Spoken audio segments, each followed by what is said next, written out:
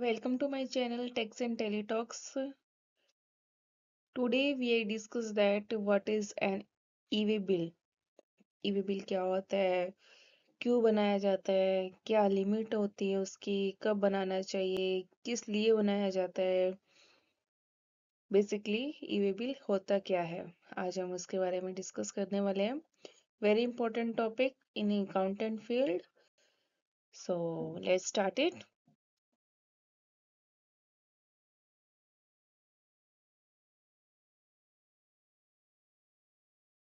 What is e-way bill? E-way bill एक electronic documents होता है जो जनरेट किया जाता है जीएसटी पोर्टल पर, ताकि हम गुड्स की मूवमेंट को चेक कर सके। It contain details of the consignor, consignee, goods and transporter.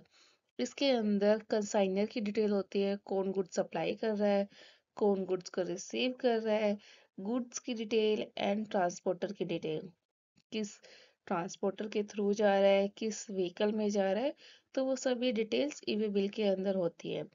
E-way bill हम अगर 50,000 से अबव हमारा इनवॉइस है तो ईवे बिल बनाना मैंडेटरी होता है।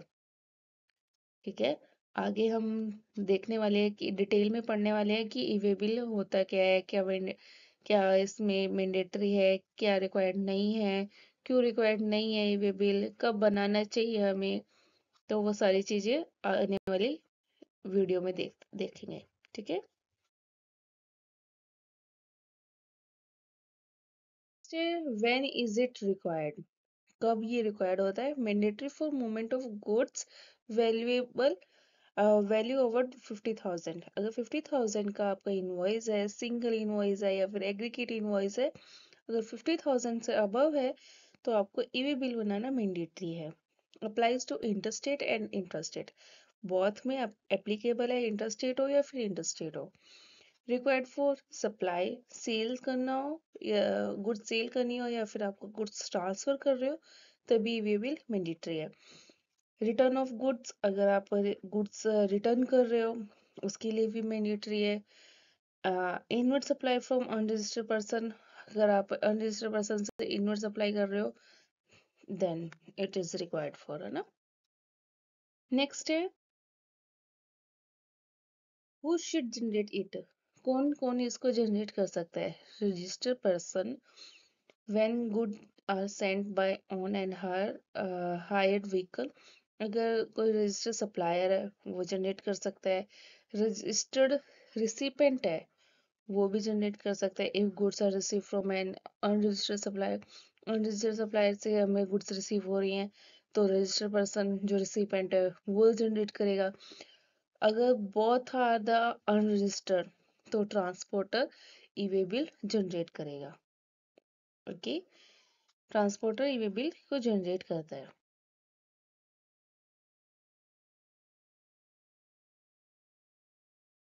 की कंपोनेंट्स के क्या क्या पार्ट्स होते हैं? पार्ट्स ए होता है detail of goods, invoice number, value and HSN code and GST number.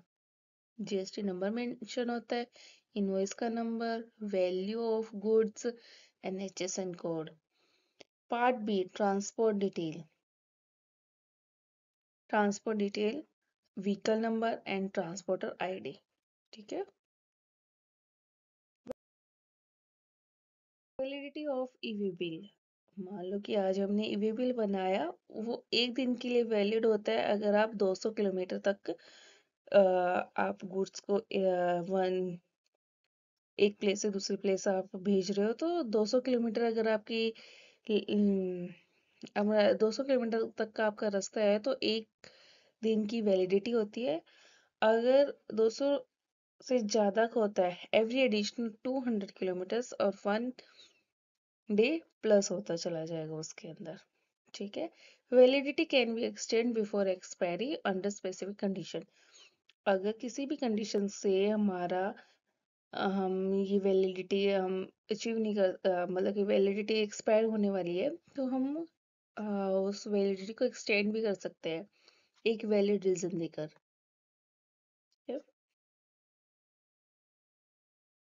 When not required, कब रिक्वायर्ड नहीं होता है e-way bill? Goods transfer under GST bond, अगर आपका GST bond goods transfer transported under GST bond, अगर goods custom bonds के अंदर है तब मैंडेटरी नहीं है।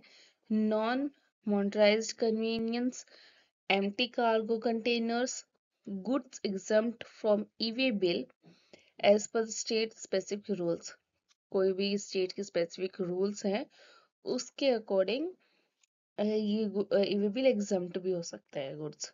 ठीक है।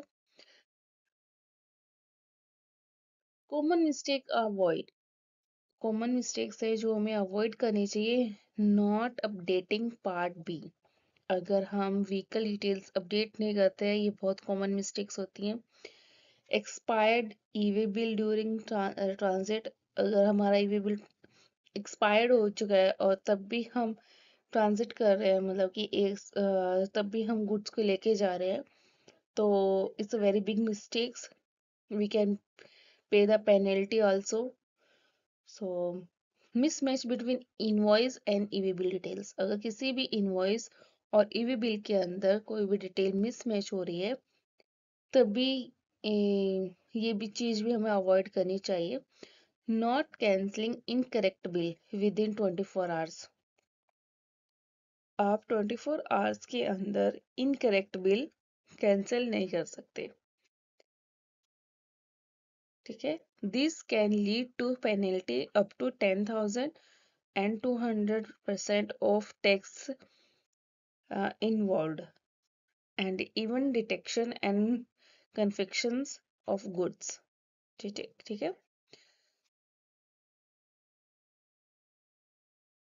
New updates in 2025, multi-factor authentication is now mandatory for login to the EV bill portal। Multiple factor authentication हो चुका है। E-way bill and E invoice integration to streamline generating one can auto populate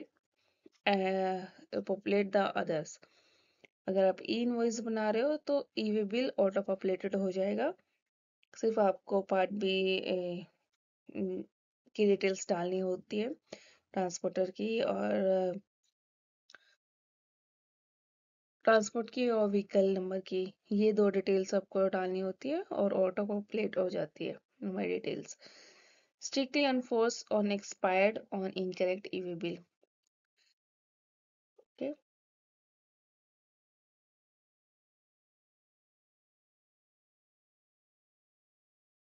thank you. If you like this informative video, so please like, share, subscribe my channels and hit the bell icon. And thank you. Keep watching Text and Teletalks.